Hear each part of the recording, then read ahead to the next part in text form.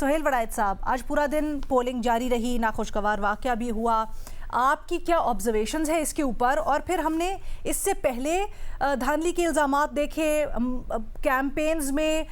دونوں طرف سے یعنی پیپلز پارٹی اور نون لیگ کو آمنے سامنے بھی دیکھا۔ آپ نے کیا ایویلیویٹ کیا؟ ان کے جو نعرے وعدے ہیں، کیا یہ کور ایشو سالو کر سکتے ہیں آزاد کشمیر کے؟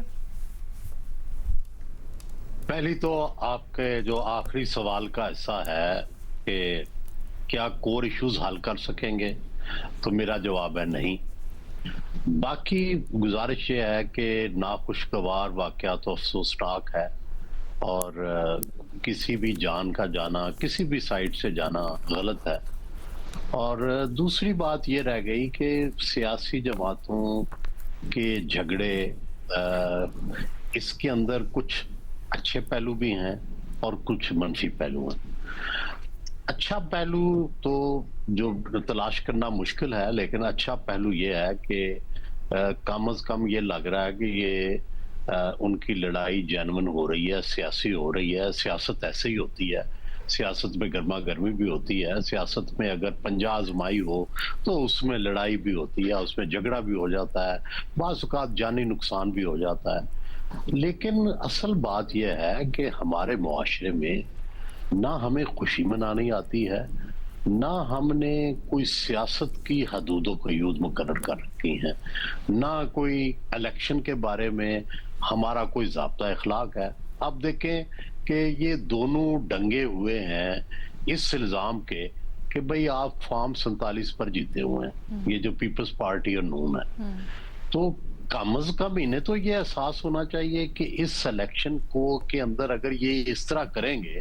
تو کیا یہ سارا الیکشن جو ہے اس پر سوال اٹھیں گے یا نہیں اٹھیں گے؟ لازماً اٹھیں گے۔ تو بنیادی بات یہی ہے کہ یہ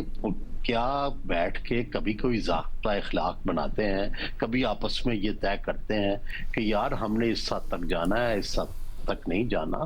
دنیا بھر میں دیکھیں نا، برطانیہ ہے، اتنے 100 سال سے پارلیمنٹ چل رہی ہے، اب 8 وزیر اعظم بدل چکے ہیں تھوڑے سے عرصے میں۔ سسٹم چل رہا ہے ان کا، وزیر اعظم بدل جاتا ہے، سیاست میں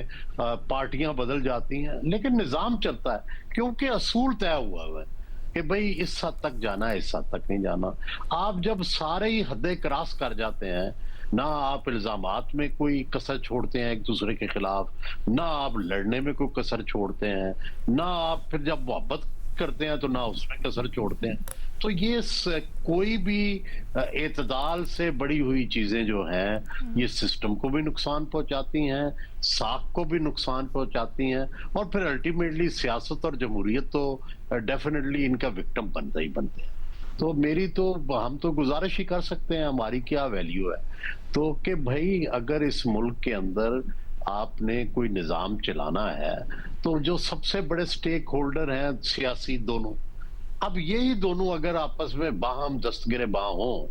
اور ایک دوسرے کے خلاف پریس کانفرنس، چلو ایک تو سمجھ آتی ہے کہ الیکشن ہے کل کو ٹھیک ہو جائیں گے، سمجھ آتی ہے، لیکن جب اتنی اس حد تک آپ چلے جاتے ہیں، اگلا کا گریبان ہی پاٹ دیتے ہیں، تو پھر بعد میں اس کو سینا بھی مشکل ہوتا ہے۔ جس طرح اب پی ٹی آئی اور نون اور پیپلز پارٹی کی جو لڑائی ہے، اس قدر گریبان پھٹ چکے ہیں کہ دونوں طرف سینے مشکل ہے کہ بھئی نہ نون والے سمجھتے ہیں ہم سے جو کیا گیا وہ پتہ نہیں اس سے پہلے کبھی انپریسیڈنٹڈ تھا، اور آپ جو پی ٹی آئی والے وہ کہتے ہیں پوری تاریخ میں کبھی ایسا ہوا ہی نہیں ہے۔ تو پھر اب ریکنسلیشن تو نہیں ہو سکتی جب تک یہ دونوں یہ ریئلائز نہ کریں کہ بھئی ہم سے یہ ایکسیسز جو ہیں وہ ہوئی ہیں۔ تو اب بھی یہ تمام تر تجربے کے بعد یہ جو آپس کے اتحادی ہیں یہ بھی یہی کر رہے ہیں، تو قابل افسوس ہے جو ہمارا سیاسی کلچر ہے اس میں یہ ہونا۔ ہم تو جمہوریت کے ایک ادنا سے چاہنے والے ہیں، تو میری نظر میں تو یہ پریکٹس بالکل غلط ہے، اور اس سے بدشگونی اور بری روایت اور لوگوں کے لیے ایک نقصان دہ رجحان پیدا ہوتا ہے۔